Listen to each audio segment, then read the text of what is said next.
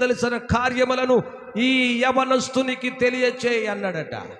ఏం తెలియచేయమంటారయ్యా అని అడిగితే, నేను దాని చుట్టూ అగ్ని ప్రాకారముగా ఉండబోతా ఉన్నాను. చెప్పలు కొడదాం అందరం కలిసి హల్లెలూయా. యవన బిడ్డ, నా దేవుడు నీ చుట్టూ అగ్ని ప్రాకారముగా ఉండబోతా ఉన్నాడు. ఇటుకలతో కట్టినటువంటి ప్రాకారమును శత్రువు కూల్చేశాడు. అది ఇటుకలతో కట్టిన ప్రాకారము గనక ఎవడైనా కూల్చగలడు దాన్ని. మనుషులు కట్టిన ప్రాకారము గనక ఇంకొక మనిషి దాన్ని కూలత్రొయ్యగలడు. ఈ యవనస్తునితో ఏమి చెప్తా ఉన్నాడు? యవనస్తునితో చెప్పు. ఏం చెప్పమంటావయ్యా? ఈ యవనస్తునితో మాట్లాడు. ఏమని మాట్లాడాలి? నేను అగ్ని ప్రాకారముగా ఉండబోతా ఉన్నాను. ఇటుక గోడలు ఎవడైనా కూలగొట్టొచ్చు.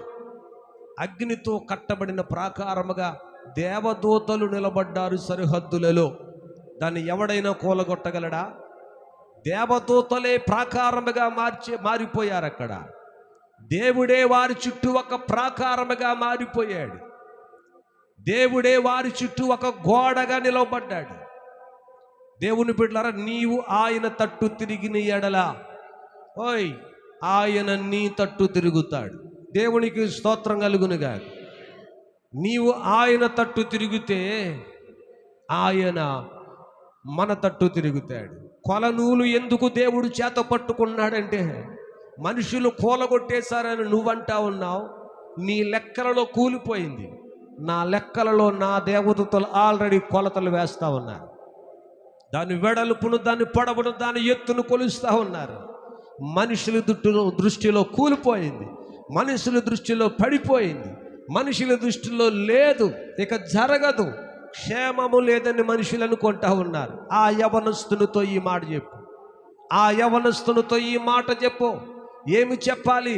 అగ్ని ప్రాకారముగా దేవుడు నిలవబోతా ఉన్నాడు. అందరు బిగ్గరగా చప్పలు కొడదామా?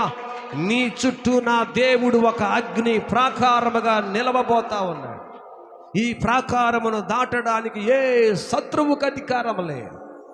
ఆయనే ప్రాకారమై, ఆయనే క్షేమమై, ఆయనే కంచి అయి ఉన్నాడు. అందుకంటాడు, యోబు చుట్టూ కంచి వేసిదివి కదా అని అన్నాడు. లేదా దూకేసినాడు. ఇప్పుడు యోబు కట్టుకున్న గోడ అయితే దూకేసేవాడు. యోబు కట్టుకున్న ఇల్లులు కాబట్టి కూల్చేశాడు.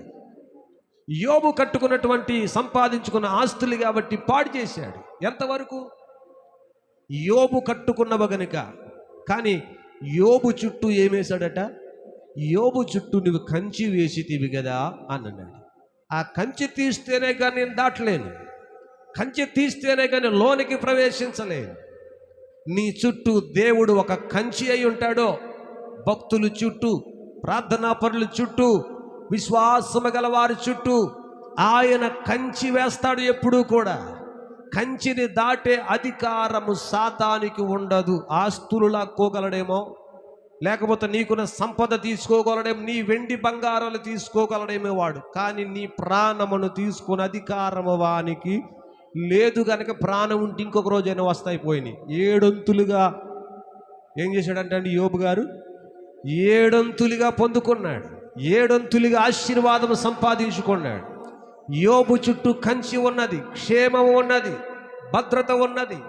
దేవుని దూత అంటాడు, యెరూషలేము చుట్టూ నేను అగ్ని ప్రాకారముగా మారబోతా ఉన్నాను, కనుక నేను దానిని మధ్యను నివాసి అయి మహిమకు కారణముగా ఉందును అంటాడు ఆయన. ఆ 5వ వచనములో 2వ లైన్లో